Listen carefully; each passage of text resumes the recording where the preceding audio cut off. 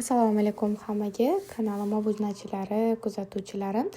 Bugun sizlar bilan aloqada endokrinolog, nutritsiolog Dilnozaxon maqsadimni. Bugun men sizlarga juda ko'p insonlarga tanish bo'lgan, lekin ko'pincha sababi noto'g'ri tushuniladigan holat haqida ma'lumot bermoqchiman. Bu aynan temir tanqisligi. Nega aynan shu mavzu? Chunki qabulimda juda ko'p bemorlar shunaqa deydi, ayniqsa ayollar. Doim charchayman, boshim og'riydi, har narsaga holim yo'q, qancha uxlasam ham to'ymaslik hissi bor, yuragim tez-tez uradi, qon bosimim doim o'ynab turadi, ya'ni ko'p holatlarda tushib ketadi. Ko'pincha bu holatlarga stress, uyqusizlik yoki yoshni kattaligi bilan bog'lab chalkashtirishadi, lekin amalda juda ko'p holatlarda sabab organizmda temir yetishmasligi bo'ladi. Shu yerda muhim narsani tushunib olishimiz kerakki, temir tanqisligi va temir tanqisligi anemiyasi bu bir xil narsa emas. Temir tanqisligi bu hali zaxiralar kamayib borayotgan holat bo'lsa, anemiya esa bu allaqachon kasallik darajasiga aylangan holat hisoblanadi. Oddiy misol qilib keltiradigan bo'lsam, uyingizda suv bak bor deb tasavvur qiling. Avvaliga suv kamayadi, lekin hali krandan oqadi. Bu temir tanqisligi holatiga misol bo'ladi, lekin bak butunlay bo'shasa suv ham to'xtaydi. Bu esa anemiyaga misol bo'ladi. Organizm ham xuddi shunaqa ishlaydi. Anemiyada nima sodir bo'ladi? Qonda gemoglobin va eritrotitlar kamayadi. Gemoglobin esa kislorod tashiydi. Endi tasavvur qiling, shaharda avtobuslar bor, lekin ichi bo'sh.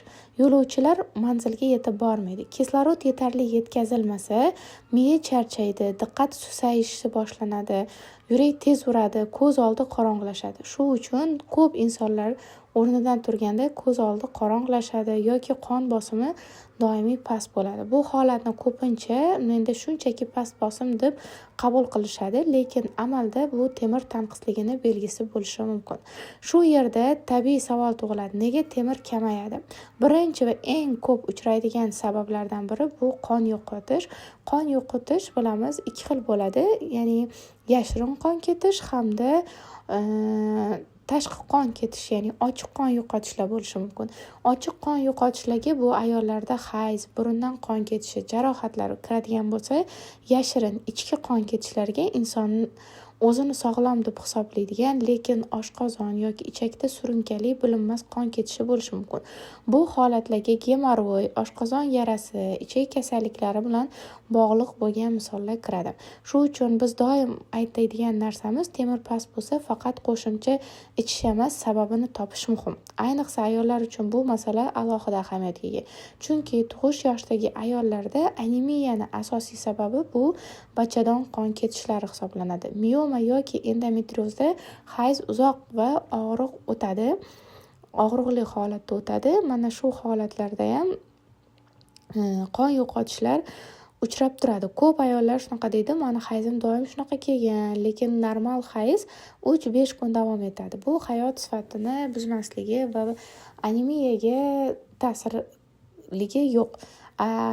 Ko'p yana ayollarda 7-8 kun davom etsa, bu og'riqli bo'lsa, juda ko'p qon ketsa, bu albatta normal hisoblanmaydi. Shu uchun muntazam ginekolog ko'rigidan o'tish va UZI qilish juda muhim hisoblanadi. Hozir hammaga ma'lum, qaysi vrachga boradigan bo'lsangiz yoki qaysidir o'zingizni poliklinikangizda shifokorga ko'rinadigan bo'lsangiz, check-up qilib turing sog'lig'ingizni deydi. Ya'ni bir yilda bir martami yoki kamida 2 marta, har 6 oyda bir har bitta insonni o'zini yoshi, o'zini shikoyatlaridan kelib chiqqan holatda qon tahlillariga hamda UZI tekshiruvlariga buyuriladi.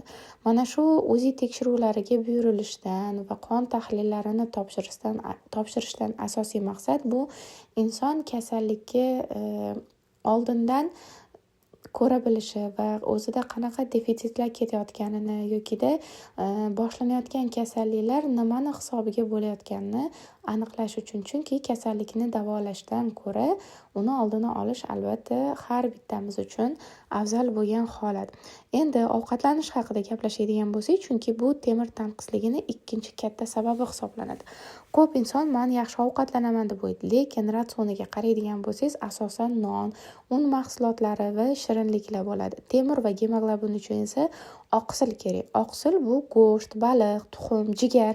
Agar oqsil yetishmasa, temiri bo'lsa ham organizmda singmaydi. Bu ayniqsa homilador ayollar uchun muhim. Chunki agar onada temir kam bo'lsa, tug'iladigan bolada ham shu holat bilan tug'iladi.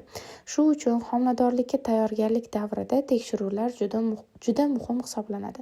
Ko'p insonlar yana shunday deydi: doktor, temir ichyapman yoki temir ukolini olyapman, lekin ko'tarilmayapti. Bu yerda biz hazm qilish masalasiga ham urg'u qaratamiz. Ya'ni temir singishi uchun oshqozonda kislotalik normal bo'lishi kerak. Agar gastrit bo'lsa, kislota past bo'lsa, organizmga kirayotgan temir singmaydi. Bu yerda temirga yordamchi bo'lgan narsa vitamin C hisoblanadi. C vitaminisiz temir qulfga to'g'ri kelmaydigan kalitga o'xshatilinadi. Shu uchun temirni C vitamini bilan qabul qilish eng to'g'ri variant hisoblanadi. Endi tahlillarga o'tadigan bo'lsak, ko'pchilik faqat gemoglobinni tekshiradi, lekin bu yetarli emas. Eng asosiy ko'rsatkich bu ferritin ko'rsatkichi. Bu temirni zaxirasi. Ya'ni ferritin bu hech qanaqa gormon emas, ferritin bu temir saqlovchi oqsil hisoblanadi. Ombor bo'sh bo'lsa, erta yoki kech anemiya rivojlanadi. Yana oddiy xalq tilida tushuntirib beradigan bo'lsam, hamma narsa, misol uchun uyingizda bor narsalaringiz tugasa, siz borib bozordan yoki qayerdandir o'sha narsalarni olib kelib to'ldirasiz. Lekin biz organizmimizdagi gemoglobin, ya'ni temir hech qachon birinchi navbatda o'zini tugatmaydi. Birinchi navbatda zaxiradan foydalanib, zaxirani tugatib, keyin o'zini holatini ko'rsatishni boshlaydi.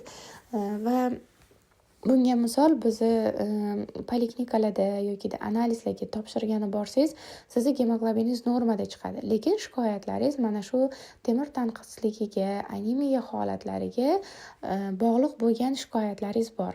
Lekin analizni qaraydigan bo'lsangiz, sizni gemoglobin, ya'ni umumiy qon tahlillaringizda ko'rinmaydi u darajada. Agar chuqur analizni o'qiydigan, mana shu analizlar bilan to'g'ri ishlay oladigan terapevt bo'ladimi yoki qaysi tor soha mutaxassisiga boradigan bo'lsangiz, agar umumiy qon tahlilini ferritin topshirmagan darajangizda ham o'qiy oladigan inson bo'lsa, sizda temir tanqisligi yoki vitamin B guruh nimalari ko'rsatkichlari yetishmayotganini tushunib sizga tushuntirishi mumkin. Lekin hozir mana shu ferritinni topshirishi aynan mana shu kanalim kuzatuvchilarida, obunachilarida, bemorlarim orasida shikoyatlari bo'layotgan bo'lsa, albatta men umumiy qon tahliliga qo'shimcha ravishda ferritinni topshirishini afzal bilaman.